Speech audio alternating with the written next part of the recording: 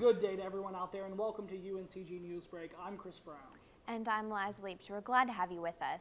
Let's get started. Smoke out. Parts of campus could be smoke-free. We can tell you what to expect. Also, Screening Room, a look at what's new at this year's Carolina Film and Video Festival.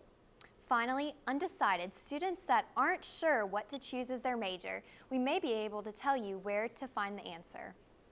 First tonight, though, our top story. If you're a smoker on the campus of UNCG, you could be in for some drastic new changes, as a smoking task force is currently deciding on whether or not to allow smoking on campus.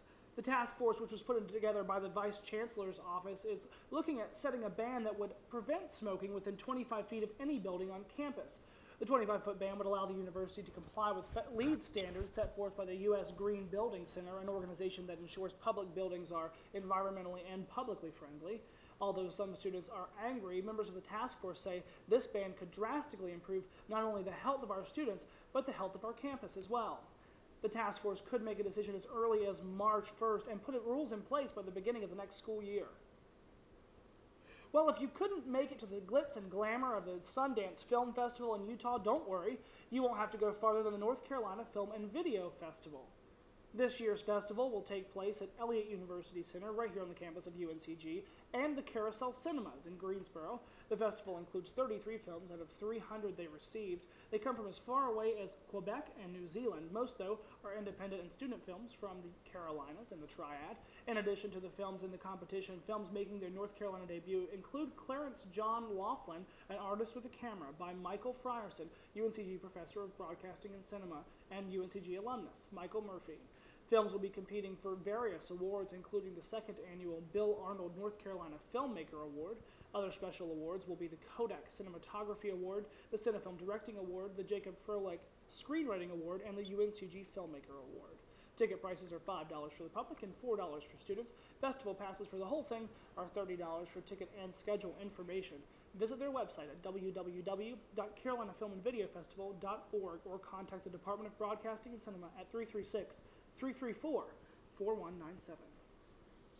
Well, if you're undecided about a major, mark Tuesday, February 12th on your calendar. Representatives from academic departments, career services, and the university registrar's office will be in Cone Ballroom of Elliott University Center from 11:30 a.m. to 2:30 p.m. to answer questions about different majors. Last year at the first Major Matters event, faculty and staff from 41 departments answered such questions as what courses are required for this major, what are the admission and graduation requirements, is there a student club or organization for students connected with this major? Sponsored by the University Advising Council, Major Matters offers help for the roughly 600 undergraduates who have not chosen a major. For more information, contact Nancy Bucknell, College of Arts and Sciences Advising, Director at 334-4361. For more on what's going on around campus, let's check in with Whitley and Erica for the latest.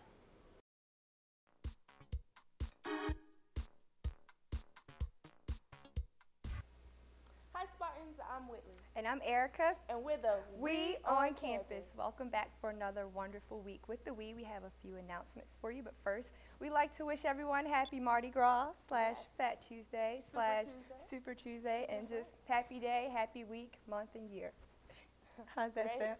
Okay, we have a few announcements for you. It's going to be really quick. What can we start off with, Whitley? Well, first off, we're going to start off with the National Black HIV and AIDS Awareness Day, which will be held on February 7th from 11 to 2 in the EUC Claxton Room. This event is also sponsored by the Wellness Center Triad Health Project and the NPHC. Do you know what that is? The National something. National Panhellenic Council. Oh yeah, all the Greeks and all that. Okay. That's right. Next we have Internships 101. An internship can be an important stepping stone and exciting career. Attend Internships 101 session to learn how to find one and make the most of it. These sessions will be held on Friday, February 15th from 11 to 2 p.m., Tuesday, March 4th from 3 to 4 p.m., and Friday, April 18th from 2 to 3 p.m. And this will be at UNCG Career Services Conference Room, which is on the first floor, the bottom floor of the EUC. And in order to RSVP, you log on to Career Services, New Spartan Careers at www.interface.com www.uncg.edu/UNCG/student. Click on career events, and hopefully we'll see you guys there. What's up? All right. Disordered Eating Awareness Week, which is next week. Starts the 18th, That's actually. right. Yes. So Next it's on week. February. Isn't that next week? Okay, that sounds good to me. No, it's the week after, but One of it's those Eating Awareness Week. And on February 14th in the Multicultural Resource Center of the EUC, the movie Glory will be showing, and there will be a discussion led after the movie by Dr. C.P. Goss, so make sure you attend that event. Or anything else? Any more events you'd like to announce, Whitley? No, just stay tuned to www.uncg.edu and go under current students and events and check out what's happening on campus. All right, and we'll see you guys next week with information about how you can have a wonderful spring break. Yes. See you later. Sounds great, guys. Thanks. Well, a Dutch crime reporter appears to have caught Joran van der Sloot on tape claiming the 18-year-old high school student died suddenly while they were making out on a beach in Aruba. Van der Sloot, you may remember, was a prime suspect when Natalie Holloway originally disappeared. Van der Sloot describes calling a friend he says was never questioned by police who had a boat nearby. Van der Sloot says they carried Natalie Holloway's body to the boat. Van der Sloot is heard on the tape as saying neither he nor his friend were certain Natalie Holloway was dead when they threw her overboard. He said, quote, like a rag, but he didn't seem to say it bothered him. He said, quote, I felt fine. He didn't lose a minute of sleep over it. The recordings of Van der Sloot talking to another man were made in a car outfitted with hidden cameras by Dutch journalist Peter de Vrij. He was tracked down late last Friday and said his confession he said on the phone were lies. Investigators in Aruba say now they are reopening their investigation. Well, continuing our Election 08 series tonight, the national race is heating up, but tonight we're taking the time to look at a few local candidates running for state and national positions. Micah Beasley has one of those candidates with us right now. Hey, Micah. That's right, Chris. We spent a lot of time the past couple of weeks talking about the national election, but it's never too soon to start thinking locally as well. Former Finance Committee member Jim Neal is throwing in his hat running for United States Senate against incumbent Elizabeth Dole. Jim, thanks for joining us. Oh, it's my pleasure. Thanks for having me on. You've had a lot of experience in the financial world, including working on the National Finance Committee with General Wesley Clark. However, it doesn't look as if you've had much political experience. My question is, why now do you think you are ready to handle not only the economic problem that's currently going on, but other issues as well? Well, I'm somebody who comes from the real world. I've worked in the private sector. I have raised 2 kids in the private sector.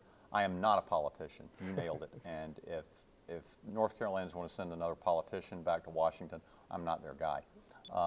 The last Democrat that we elected in North Carolina a decade ago took on a much more formidable opponent than Elizabeth Dole in the form of Senator Locke Faircloth, who was very much a sidekick of the Jesse Helms, Jesse Kratz establishment at that point in time. And this senator beat him. He beat Senator Faircloth handily. He had no name recognition. He had never run for political office. And today, North Carolina is not known, as it once was, for Jesse Helms. It's known for that gentleman whose name is John Edwards. John Edwards, yes.